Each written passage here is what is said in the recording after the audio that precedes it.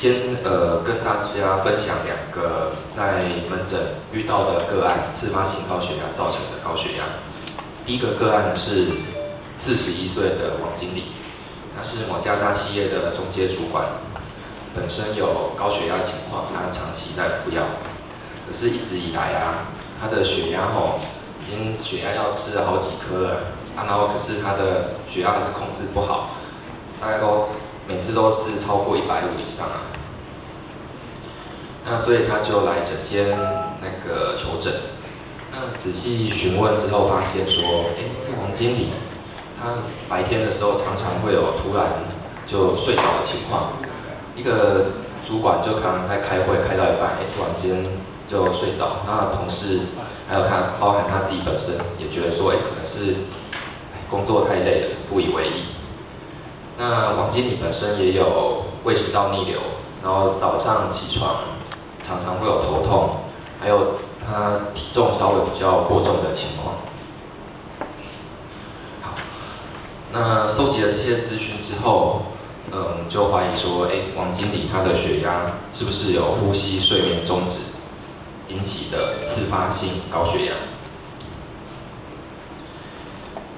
因此，为了进一步了解说他睡眠的情况，我就针对王经理帮他安排了睡眠生理检查。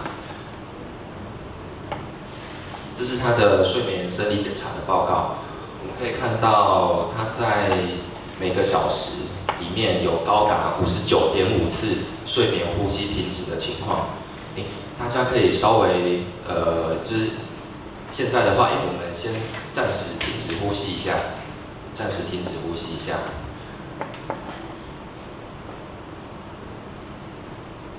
好，现在已经过了8秒、9秒、10秒了。那大家这时候就会发现说有一点头晕啊、不舒服的情况。那更何况是你在睡眠的时候曾经呼吸暂停到30几秒，而且1个小时有到50-60次的情况。这个情况，缺氧的情况在呼吸中，在睡眠的里面重复的反复发生，而且日复一日、年复一年，搞不好你没有做检查也不知道。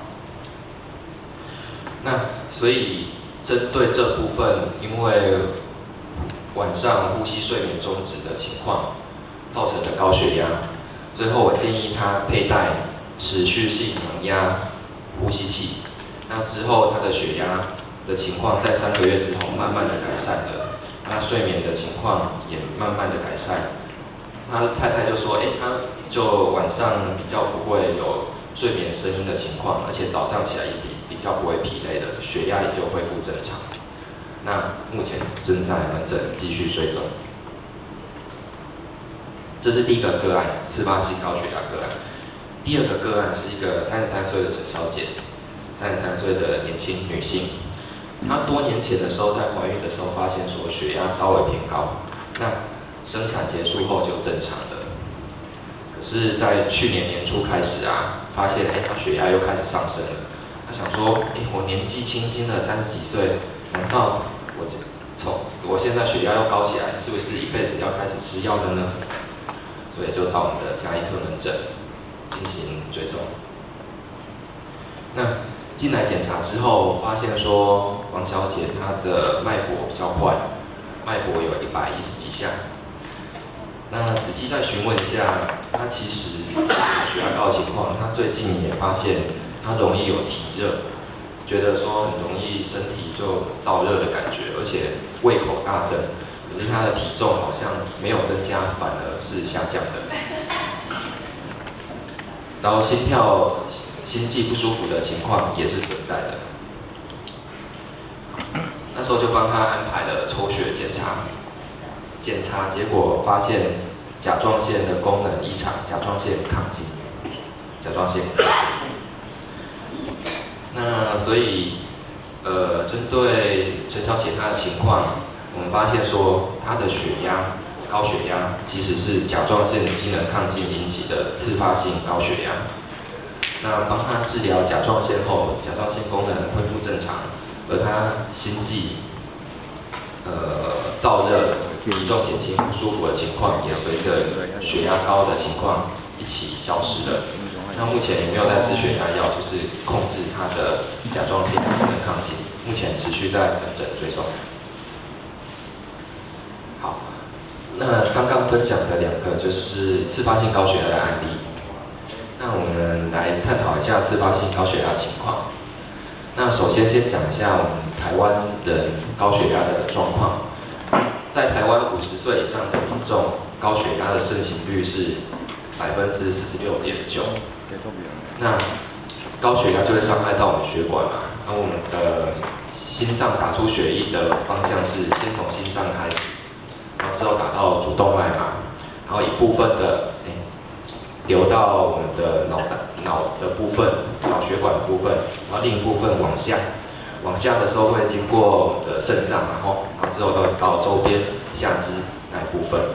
所以这个途径之中，如果你血压过高的情况，那就会引起这些途径器官的一些病变，所以包含了一开始的心脏、心绞痛、心肌梗塞、心脏衰竭，然后再往上主动脉可能会有主动脉剥离的情况。甚至往上的一部分的血流是到脑，它会引起脑中风；往下的话，甚至也会到周边的血管，造成间歇性的跛行。然后途中经过的肾脏也是受害者。洗肾王国，我们第3名的洗肾原因就是高血压。高血压本身没有症状，就是量起来血压高，可是却会经过经年累月之后，会引起上面这些严重的后果。要小心。那高血压的话，既然会有高血压情况，会造成如此严重的后果，我们要好好处理。好好处理，我们就必须先分说我们血压要怎么处理。首先，血压分成2类第一个是我们台湾男性高血压控制率达标的只有21%，女性只有29%。那年纪大了，血压高，开始吃药或运动控制，这个大部分是原发性高血压第1类引起的。隐藏在血压高族群里面有10%是因为其他疾病引起的，就是刚刚提到的次发性高血压。刚刚我们的2个案例也是次发性高血压。那我们治疗次发性高血压的话，不是单纯说控制血压把它降下来就可以了，而是要针对病因去做治疗、去处理。处理得当的话，血压的情况甚至在处理之后是可以治愈的。像刚刚提到的一个例子，就是王先生的例子，就是睡眠呼吸中止症导致的次发性高血压。那我们就治疗睡眠呼吸中止。之后就不再有高血压情况。33岁年轻陈小姐例子是甲状腺机能亢进引起的次发性高血压。那我们治疗甲状腺机能亢进，她高血压情况就消失了。那次发性高血压还有哪些其他的原因呢？第一个是主动脉窄缩，第2个是一些内分泌的问题，像原发性的高醛固酮血症，或是库欣氏症候群。再来一些嗜铬细胞瘤也会引起。肾性高血压就包含了肾动脉的窄缩，或是肾实质性的高血压，也是引起的原因。再来是甲状腺机能异常，包含了亢进以及低下都有可能造成次发性的高血压。阻塞性睡眠呼吸中止，就是像王先生他遇到的情况。最后是急性压力症候群。好，那我们次发性高血压引起的原因很多。那我们平常要怎么样小心自己身体的情况，是不是有次发性高血压？什么情况下我们要怀疑我们是有次发性高血压，我们受到了这个疾病的侵害？第一个，当你出现平常血压都很正常，可是你出现高血压的年纪，你是小于30岁，或是大于55岁，太年轻就出现高血压，或是年纪已经很老了才出现高血压，这个都可能有问题。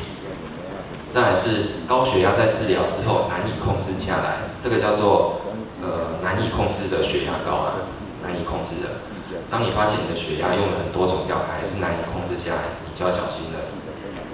再来是我们在追踪血压情况，在看血压高的情况的时候，也要同时侦测肾脏的功能，抽血或是验尿去做检查。当你在追踪的时候，发现说肾功能短期内出现的变化很大，这时候也要小心。再来是我们血压有时候会量左手嘛，有时候量右手，到底要量左手或右手？其实一开始的时候都一定要两手都量。当你发现两边差距太大的时候，也要小心你是不是次发性高血压。最后是当你有合并其他症状，例如说心跳太快、体重减轻、月亮脸的情况，这时候你有高血压，你要小心你是不是有次发性的高血压。那所以带给大家的一个资讯到这边为止。那给大家一个小叮咛。当你发现说你有血压高的情况的时候，不要忘记你有可能有次发性的高血压，不是只有单纯控制血压，而是要找出正确病因，才不会延误了我们治疗的时机。跟大家报告到此，谢谢大家。